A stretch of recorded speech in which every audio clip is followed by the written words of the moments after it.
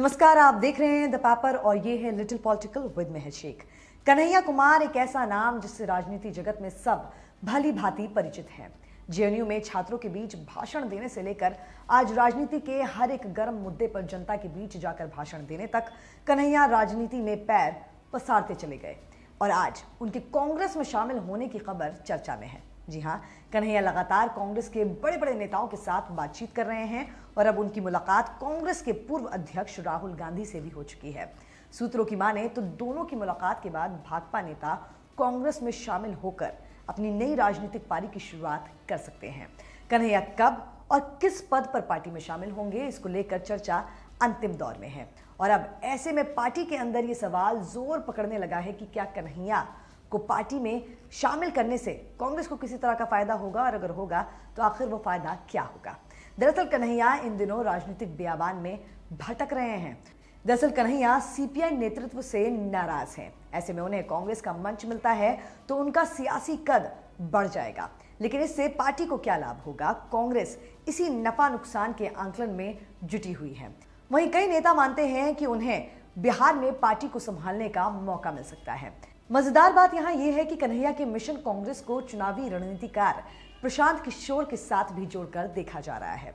दरअसल साल 2020 के चुनाव से पहले जब प्रशांत ने बात बिहार की शुरुआत की थी तो उन्होंने कन्हैया कुमार को बिहार का बेटा बताया था। उस वक्त ये अटकलें भी लगी थी कि प्रशांत और कन्हैया साथ आ सकते हैं, जिसके बाद अब कन्हैया को कांग्रेस में लाने में भी प्रशांत अहम भूमिका निभा रहे हैं। साथ ही प्रशांत के खुद भी पार्टी में शामिल होने की संभावना बनी हुई है। अब जब बातें कन्हैया की कांग्रेस में शामिल होने की जा रही है तो उनका पद या काम करने का क्या एरिया होगा, थोड़ा इस पर भी चर्चा कर लेते हैं कि आखिरकार कांग्रेस को क्या लाभ हो सकता है या फिर कन्हैया को कांग्रेस से जुड़कर किस तरह का लाभ पहुंच सकता है। सबसे पहले, क्योंकि कन्हैया एक युवा नेता है, छात्रों से लेकर बिहार और देश में उनकी आवाज को लोग सुनते हैं, तो क्या कांग्रेस इसे आधार बनाकर उनको पार्टी में सम्मिलित करने पर विचार कर रही है? ये एक वजह हो सकती है। और अगर कन्हैया को कांग्रेस के बाहरी कामों को सौंपने पर विचार हो रहा है तो क्या वो कांग्रेस के वर्चस्व को बिहार में और मजबूत करने में सहयोग करेंगे? ये भी एक बड़ी अहम वजह हो सकती है कि कन्हैया कांग्रेस में शामिल हो या कांग्रेस कन्हैया को कांग्रेस सरकार के बीच शामिल करने में विचार विमर्श कर रही है। वहीं अगर बात करें कन्हैया कुमार की तो 2019 में बिहार के बेगूसराय से सीपीआई के टिकट पर लोकसभा चुनाव लड़े थे वो। अब कन्हैया कुमार 2019 लोकसभा चुनाव में भाजपा की टिकट पर चुनावी मैदान पर उतरे तो जरूर, लेकिन भाजपा के दिग्गज नेता गिरिराज सिंह से उन्हें हार का सामना करना पड़ा था। बड़े अंतर से उनकी हार हुई थी, जबकि इस सीट पर करीब 19% भूमियार और 15% मुस्लिम मतदाता हैं। इसके अलावा पार्टी में कन्हैया से बड़े कद के कई भूमियार नेता हैं। जी हां, शायद ये भी वजह हो सकती है कि कन्हैया कुमार कांग्रेस की तरफ अपना रुख या मन बना रहे हैं।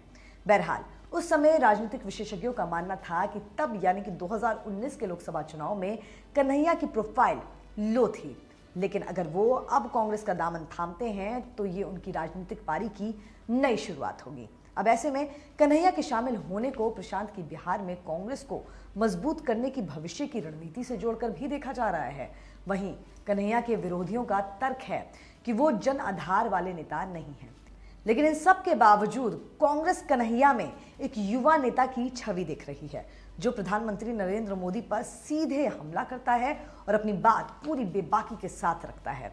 अब नेतृत्व संकट से जूझ रही कांग्रेस कन्हैया के जरिए युवाओं को अपनी तरफ खींचने की कोशिश कर सकती है, लेकिन ये दांव कितना कारगर साबित होगा ये वक्त तय करेगा। आप देखते रहिए द पेपर।